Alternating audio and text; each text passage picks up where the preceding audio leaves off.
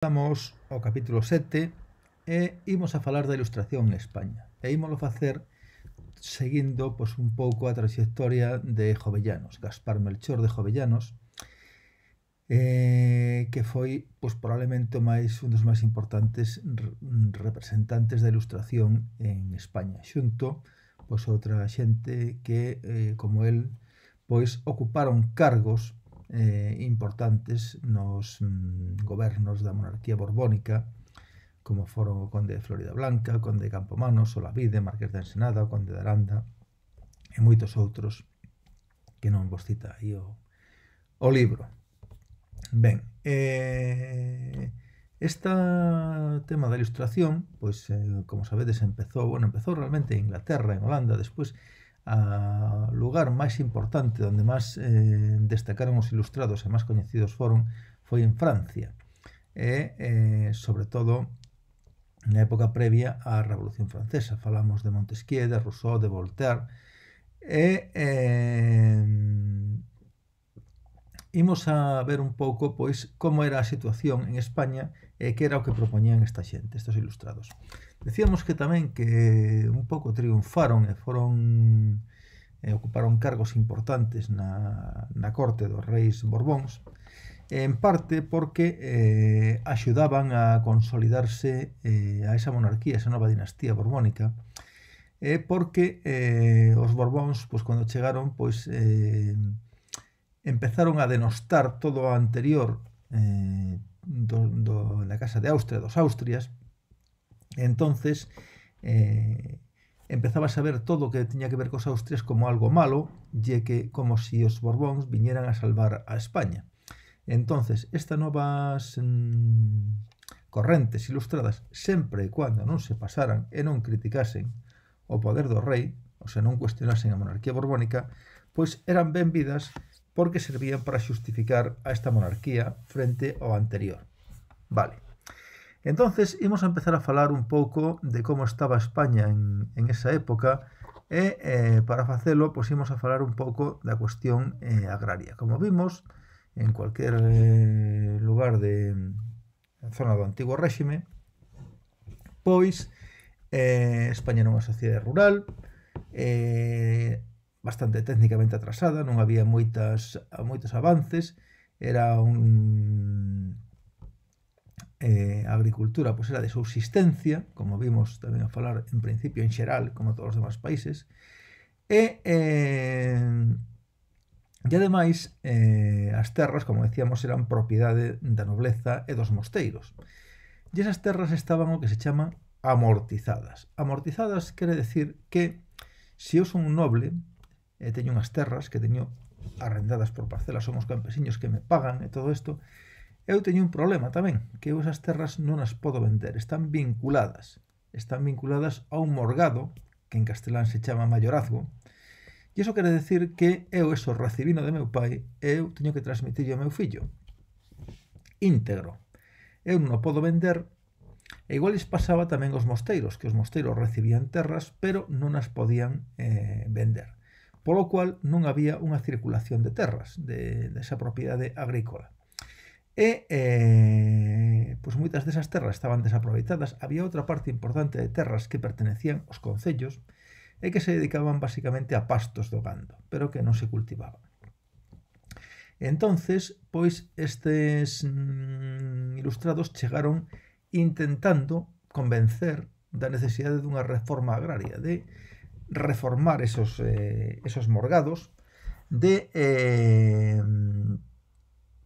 como pon aquí, ou a necesidade, como fala Jovellanos, que fixeron informes para unha lei agraria, tanto el como Olavide, que tedes aí textos de ambos os dous, temos textos de Olavide e de Jovellanos, que propoñían? Eliminar un pouco as terras amortizadas e as comunais para que pudesen venderse libremente, que estuvesen no tráfico, que se eu tiña un morgado, un mayorazgo, que pudese transmitir, repartir, a facer o que me dé a gana, e que os campesiños incluso os poderan adquirir, ou os poderan adquirir outra xente, e que tuvese interés en cultivalo, porque eu o mellor o tiña e non tiña ningún interés en cultivalo, e tiño aí e non podía facer nada con el, tampouco podía vender, senón que tiña que transmitirlo a meu fillo, vale? Entón tamén esas terras comunais ou baldíos tamén propoñían pois, poñelos en cultivo. Había unha organización, unha institución que tiña carácter medieval, viña desde Afonso X Sabio, que era a Mesta. A Mesta era a asociación dos propietarios de ovellas, que normalmente pois, eran os nobles, os mosteiros, e esas ovellas que facían a transhumancia. No verán ían aos pastos de Asturias, de Cantabria, de Cordillera Cantábrica, e no inverno baixaban a Extremadura. E en ese recorrido que facían, pois tiñan unhas cañadas polas quais podían transitar libremente e incluso pois había certos terreos onde podían pacer libremente, co cual se estaba primando esa gandería vinculada á aristocracia e aos mosteiros a fronte á agricultura, porque tiñan bastantes máis dereitos que os agricultores, os cuales non podían cercar as súas leiras, porque, por exemplo, cando botaban trigo, tiñan que deixar eso libre para que cando chegasen as ovellas comesen o que quedaba aí os rastrojos dese trigo. Vale, entonces, pois estos propoñían disolver a Mesta así directamente e poder cercar que cada un pudese pechar as súas fincas. Mellorar tamén os contratos de arrendamento aos campesiños e limitar esos morgados, como decíamos, que se pudiesen transmitir, reformar tamén esos morgados. Vale, volvemos un pouco para atrás, e para facer todo isto, estes ilustrados, pois, que tiñan como obxectivos, pois, o crecemento económico, a reformar a sociedade. Para reformar a sociedade había que mellorar o ensino, que houvese máis xente culta, e para iso crearon moitos deles sociedades económicas de amigos do país, que en distintas cidades de España pois trataban de fomentar estas cousas. En Lugo, por exemplo, había unha sociedade económica de amigos do país. Estas cousas, como decíamos, foron estimuladas un pouco pola coroa, sempre cando non afectasen os privilexios dos señores e os privilexios da realeza. Aquí temos, por exemplo, as terras que eran da nobreza, pois temos en Galicia que da Igrexa eran da nobreza eran do 20 ao 40% e da Igrexa eran máis do 50% das terras. Vale, entonces, ponemos así este mapa, danos unha idea da distribución da propiedade en aquela época. Aquí, por exemplo, que eran da nobreza, en Andalucía, en Valencia, máis do 60%. En toda Castela, Asturias, do 40 ao 60%. Por exemplo, do 5 ao 20% en Murcia. Estos eran da Igrexa. Bueno, vemos que entre a Igrexa e a nobleza pues, se repartían prácticamente todas as terras de España. Bueno, como decíamos, pois cando os monarcas foron Felipe V, despois veu Fernando VI, que era seu fillo. A Fernando VI sucedeu no seu irmán, o seu medio irmán Carlos III. Carlos III foi probablemente o máis importante dos monarcas ilustrados, o máximo exponente do despotismo ilustrado, aínda que tamén Fernando VI, seu irmán, pois fomentou e levou a categoría de ministro de secretarios, que se chamaban entonces, a moitos ilustrados como Aranda, Florida Blanca e Campomanes, que xa estaban con el. Vale. Carlos III en principio trouxo conselleiros de Italia, porque el viña de ser rei de Nápoles, e despois tamén se baseou, cando votaron a Esquilache, cando tuvo que votar a Esquilache, como se vos acordades por aquel motín que houbera porque pretendía non deixar levar sombreiros de ala ancha e capas moi longas para que a xente se embozase. Entonces, en todo ese proceso de reforma, o sea, despois de prescindir do ministro italiano, pues empezou a apoiarse en ministros de aquí do país. E empezou a levar a cabo unha serie de reformas que tamén interesaban a coroa, porque iban en beneficio do país, e se o país era máis rico, tiña maior riqueza, porque había maior comercio, máis agricultura, o rei ia a cobrar máis impostos e ia a poder ter un exército máis poderoso, iba a ser el máis poderoso e máis rico tamén. Entonces era un interés común, por así decirlo. Bueno, empezou pois toda unha serie de reformas que veremos aquí e que, como vos di aquí o libro, pois non foron demasiado extensas porque non habría unha burguesía moi amplia en España, ao contrario que en Francia, que os grupos burgueses enriquecidos polo comercio pois eran máis amplios e non había tampouco moitos intelectuais, pois estas ideas pois non se consolidaron, non se estenderon o suficiente como para que estas reformas pois foran decisivas para modernizar o país. Pero con todo, hai un montón de reformas que imos a ir vendo pouco a pouco. A primeira delas pois fala aquí de que decretaron estos todos os oficios. Isto é unha cousa moi curiosa porque por unha real cédula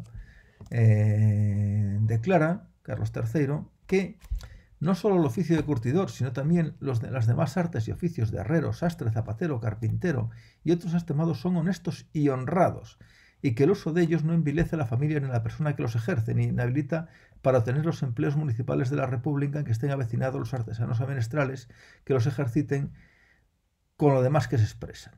¿Qué quiere decir esto? Pues que hasta este momento, por así decirlo, a nobleza, as propietarios, o sea, a nobleza, a alta nobleza e tamén os fidalgos, consideraban estes oficios indignos. Eles o seu oficio era a guerra, como xa non había guerra prácticamente, pois moitos deles, sobre todo a alta nobleza, pois trasladarase á corte a vivir así en plan de medio petimetres como estos que víamos no vídeo este de todos empelucados, empolvados e toda esta historia. E a baixa nobleza, pois, negábase tamén a traballar.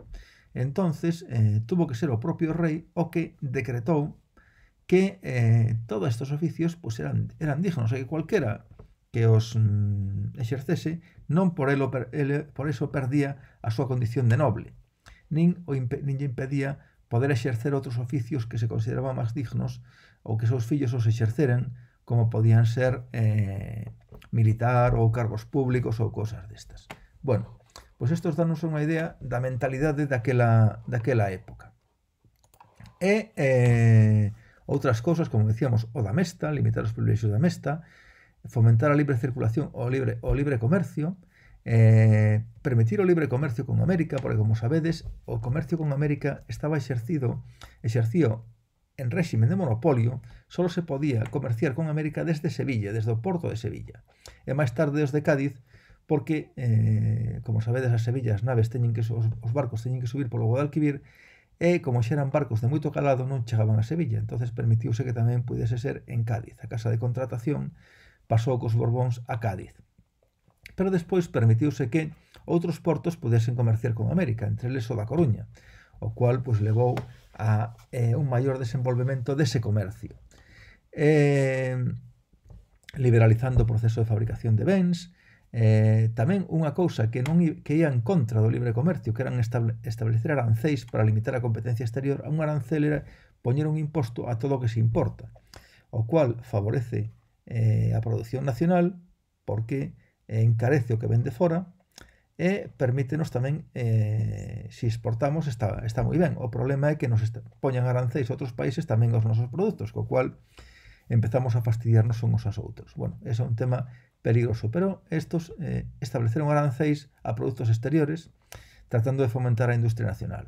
E tamén unha cousa que a Igrexa tiña moito poder en aquel momento, e incluso se lle acusou aos xesuítas de promover o motín de Esquilache contra o rei, e eso deu lugar á expulsión dos xesuítas de España e de todos os seus territorios, o cual en España pues, tampouco foi unha cousa moi importante, ainda que sí que le teñan moitos colexios onde se formaba xente, pero en América levaban as misións estas do Paraná e do Paraguai, onde convivían moi ben cos indios, educábanos e todo isto, e eso sí que foi un gran desastre, a expulsión dos xesuítas en eses territorios. E tamén outra cousa pois, era reformar un pouco o ensino e as universidades, porque unha das cousas, as universidades ensinábase todo en latín, as cousas fundamentais que se explicaban pois, eran teoloxía. E a teoloxía está moi ben para os curas, pero non é algo que contribuye á riqueza do país. Entonces, tratar de introducir outros ensinos, outras disciplinas que eran máis útiles, máis técnicas para o desenvolvemento económico do país. Bueno, tamén hai unha cousa que era con Carlos III fomentáronse o comercio interior. Por exemplo, unha das cousas que se fomentou pois, foi a construción de estradas. Hoxe en día, por exemplo, ir de Lugo a Madrid pois lévanos 4 horas ou 4 horas e pico. É unha cousa que collemos o coche, estamos en Madrid nun pispás. Antes levaba varios días e non era posible, hasta a época de Carlos III, facer o camiño de Madrid a Lugo todo sobre rodas. A partir de Villafranca do Bierzo había que vir a lombo de cabalos ou de mulos, porque non transitaban os carros. Entonces, esos camiños reais, que son o antecedente das actuais estradas, e que en algún sitio ainda quedan tramos por aí, foron feitos nesta época de Carlos III. A partir de aí foi posible xa realizar unha viaxe Madrid-Lugo sobre rodas, nun carro. E iso pues, abaratou os gastos de transporte e permitiu o comercio de pues, levar mercancías de Galicia, por exemplo, a Madrid e ao revés. Bueno, como falamos xa, igual que no resto de Europa, no século XVIII en España pues, foi un período dun intenso crecemento demográfico. Vemos aí, desde 1717 a 1797, pues, pasamos de 7,5 millóns a 10,541,000 habitantes. Todo eso foi consecuencia un pouco deste aumento da produción agrícola. E este aumento da produción agrícola foi consecuencia pois, da introducción de novos cultivos que falamos outro día, como a pataca e o millo, da extensión do regadío, da viticultura, o aumento da viticultura e, en xeral, do aumento da produción agraria que permitiu alimentar a máis poboación, a que estaba no campo e tamén a que se ia ás cidades. Bueno, a liberación do comercio xa falamos del, e con todo, pois o campesiñado seguía vivindo bastante na miseria, e cando vives na miseria só tes para alimentarte, non tes para comprar outros bens, como poden ser producións, cosas que se produzcan nas cidades como produtos manufacturados. E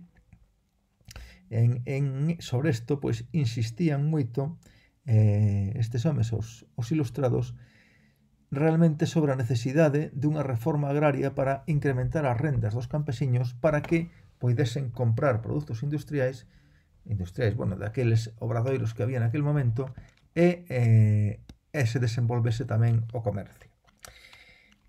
E con isto, pois, rematamos este capítulo dedicado á ilustración. Bueno, falando de Jovellanos, empezando volvendo con el, este é un famoso retrato que lle fixo en Goya. Jovellanos ocupou cargos importantes na corte e tamén estuvo preso por as súas ideas. Estuvo 10 anos preso no castelo de Belver, en Palma de Mallorca.